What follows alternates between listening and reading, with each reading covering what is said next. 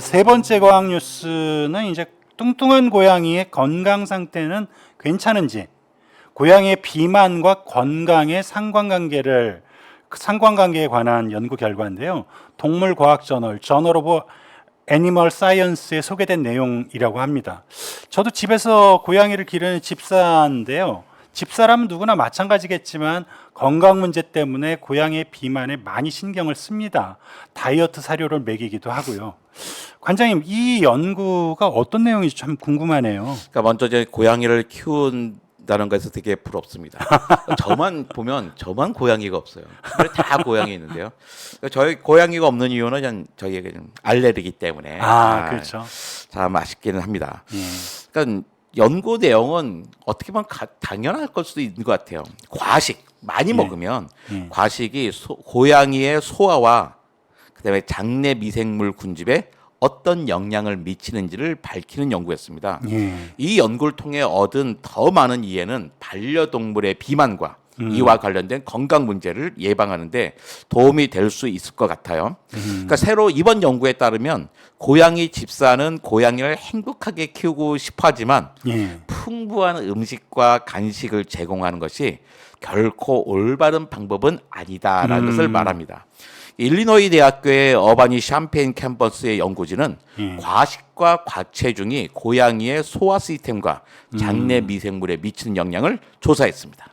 결국 뚱뚱한 고양이가 덜 뚱뚱한 고양이보다 소화 효율성이 떨어진다는 연구 결과인 거죠? 그렇습니다. 이 연구의 교신 저자인 켈리 스완스는 미국 고양이의 약 60%가 과체중이고 이것은 이 과체중은 당뇨병이나 만성염증 같은 건강 문제를 일으킬 수 있다고 논문에서 말했어요. 그러니까 그동안 많은 연구에서 고양이의 체중 감소를 조사했어요. 그러니까 고양이가 왜 체중이 줄어드는 거야? 이런 것에서 정말로 많은 연구가 있었는데 놀랍게도 그 반대인 체중 증가에 대해서는 거의 초점을 맞추고 있지 않았다고 하더라고요. 그러니까 우리는 고양이 잘 먹으면 뚱뚱하면 뭐 우리가 잘 키우겠거니 했던 거죠.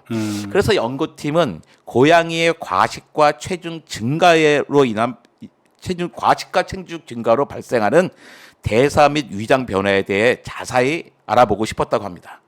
이것도 이그 노벨상감 아닌가요?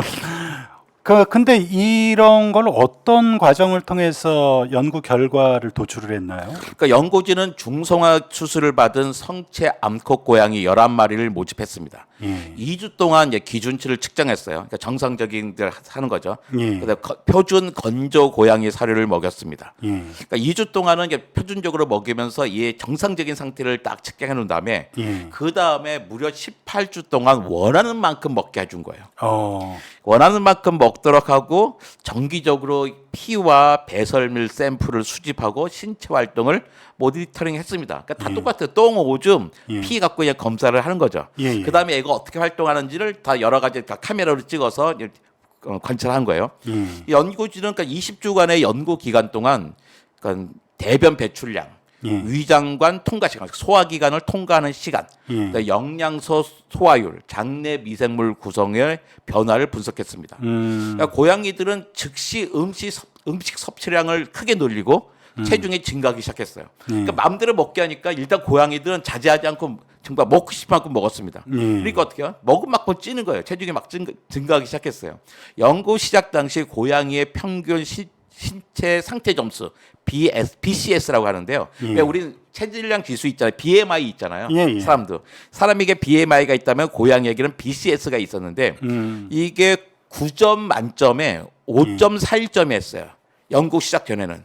근데 18주간 과식을 하고 났더니 9점 만점에 8.27로 증가했습니다. 그다음에 그래서 30%가 이제 과체중 30%로 너무 과체중 된 거죠. 그러니까 고양이가 더 많이 먹고 체중이 증감에 따라서 음식이 소화관을 통과하는 시간이 크게 줄어들었어요. 그러니까 빨리 지나가 버리는 거예요. 그렇죠. 그러니까 빨리 들어가니까 지나가고 어떻게 되겠어요? 흡수가 안 되죠. 그러니까 소화 효율이 아주 감소했습니다. 그래서 오히려 음식물을 적게 섭취하면 영양분을 더 효율적으로 흡수했던 거죠. 많이 먹을수록 항균 작용을 하고 병원균을 억제하고 또 섬유질을 분해하고 염증성 진화를 막아주는 좋은 미생물은 줄어들고 면역 체계를 자극하는 미생물이 증가했습니다. 그러니까 몸을 약간 못 살게 만드는 거죠. 그러니까 당연히 고양이가 많이 먹을수록 또 똥은 더 많이 쌌는데요.